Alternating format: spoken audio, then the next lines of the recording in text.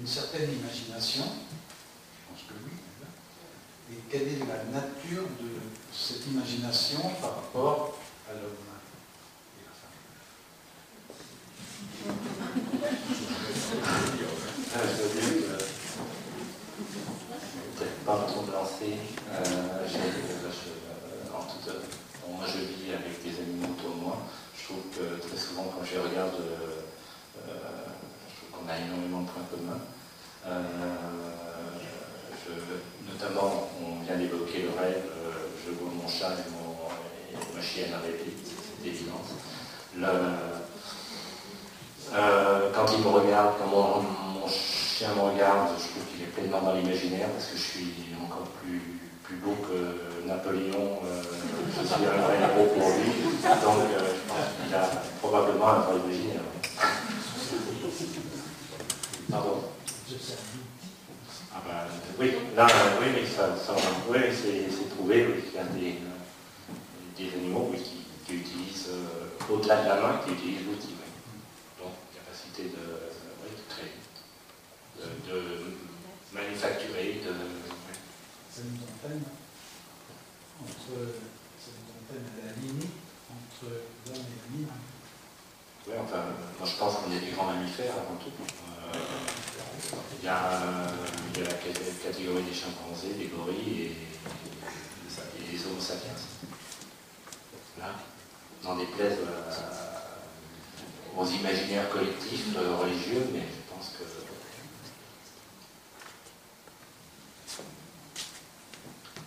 Je ne suis pas vraiment d'accord sur le fait que l'animal puisse imaginer.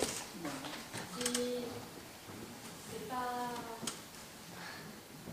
Par exemple, un chien, on lui dit un os, il ne va pas penser, il ne va pas imaginer l'os, il ne va pas le visualiser. Pour lui, c'est quelque chose de complètement concret. Alors je dois dire que les seuls animaux avec lesquels j'ai pu rentrer en dialogue sont tous des animaux un peu imaginaires, comme dans La Fontaine ou dans le roman de Renard, mais j'ai jamais dialogué véritablement. Donc moi, je crois que, objectivement, je crois que c'est un débat. J'adore les animaux, mais je me suis plus, focalisé sur l'imaginaire de l'homme. Je ne sais pas, je ne pourrais pas vous répondre. Ça il y a peut-être des scientifiques qui pourraient vous répondre. Je dois dire que ça m'échappe complètement, je ne le sais pas.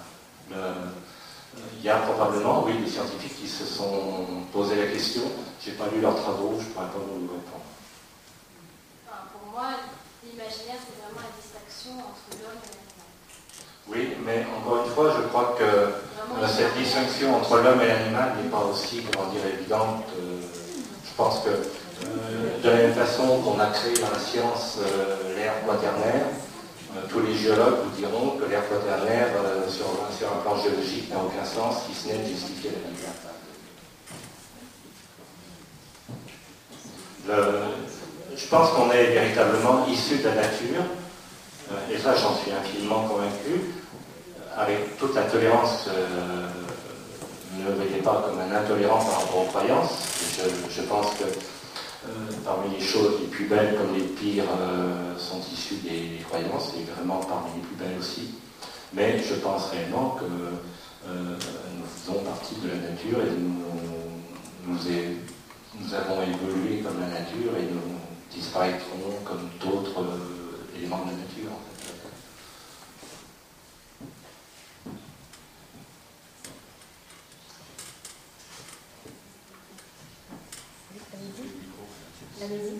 En fait, l'animal, le rêve, on le met dans l'imaginaire ou pas? En quelque sorte. Oui, je pense, oui, parce que c'est une production, en fait, le rêve. L'animal, le rêve. Oui, c'est ce que j'ai dit tout à l'heure, oui. Oui, ça c'est indéniable. L'animal rêve, ça c'est une certitude, oui.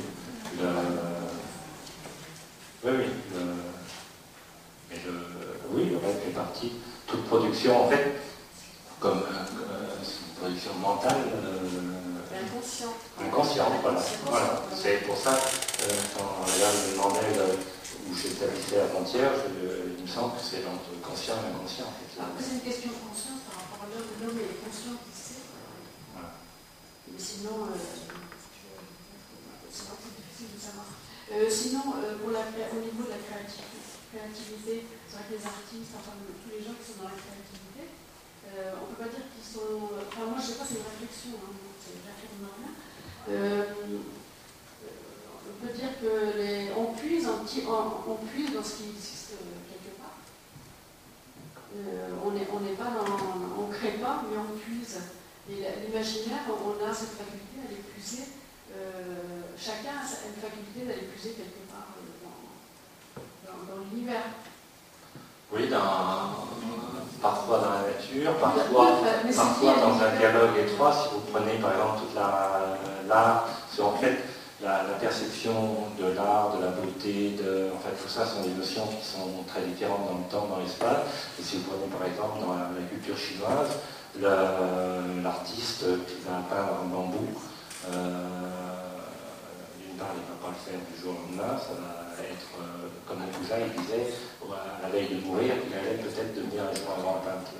Et les artistes chinois disent que, enfin les grands artistes chinois, dans les traditions de Confucius ou d'autres, disent que le jour où ils peignent vraiment un bambou, ils sont devenus eux-mêmes bambous. C'est-à-dire que la création et cet imaginaire leur fait pénétrer un autre, le monde de la nature, le monde de... Et donc il y a l'évolution de cet imaginaire qui bouge en fait. Est-ce que c'est lié à je pense, enfin, je ne sais pas, c'est une réflexion aussi, c'est lié à peine les 10% qu'on utilise notre potentiel, par exemple? Non, parce que c'est cérébral. Moi je pense qu'il y a des gens qui sont... quand je dis que les artistes sont des gens comme les scientifiques, comme dans le jeu ou autre. Après, je pense que dans l'homme, il y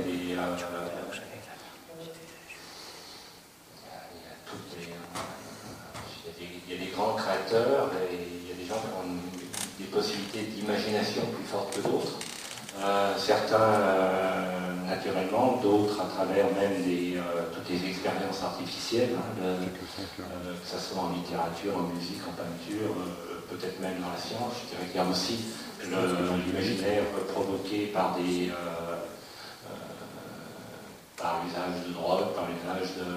Enfin, l'imaginaire n'est pas toujours issu d'une vie totalement naturelle. Des gens comme Michaud, par exemple, ont même expérimenté l'écriture à travers des installations de drogue. C'est un moyen d'accès qui existe. Voilà, mais je pense qu'il y a des gens probablement, et c'est ce qui fait leur force, un artiste comme Picasso, il s'est effectivement nourri pratiquement toute sa vie, puisque les premières œuvres de Picasso sont étroitement liées à la période, des invasions barbares en Espagne. Après, il a été confronté à l'art roman catalan, après il a été confronté aux arts primitifs africains, après il a été confronté à David, à Ingres. Je dirais qu'il n'a eu de cesse de se nourrir, entre guillemets, du réel, d'un imaginaire existant, pour aller plus loin dans son propre imaginaire et dans sa propre création. Et je pense que toute l'histoire, il y a probablement, je dirais, des moments forts d'imaginaire. Je pense qu'on vit aujourd'hui, qu'on a un grand privilège de vivre à notre époque, dans la mesure où je pense qu'on vit de nouveau une bascule qui ne va pas nécessairement, réduire à néant l'existant et le passé. Et je pense qu'on est en train de vivre une nouvelle aventure passionnante dans l'histoire de l'humanité, aussi forte que la période des humanistes et de la Renaissance. C'est une accélération. C'est, je pense, une bascule, plus qu'une accélération. Il y a aussi probablement un phénomène d'accélération, mais il y a, je pense, avant tout véritablement une bascule. Et là, on rentre dans des imaginaires qui vont encore se développer autrement. Et là dans les derniers mois, j'ai beaucoup travaillé sur la question du virtuel, qui n'est pas présent ici, mais c'est vrai que le monde du numérique fait rentrer aujourd'hui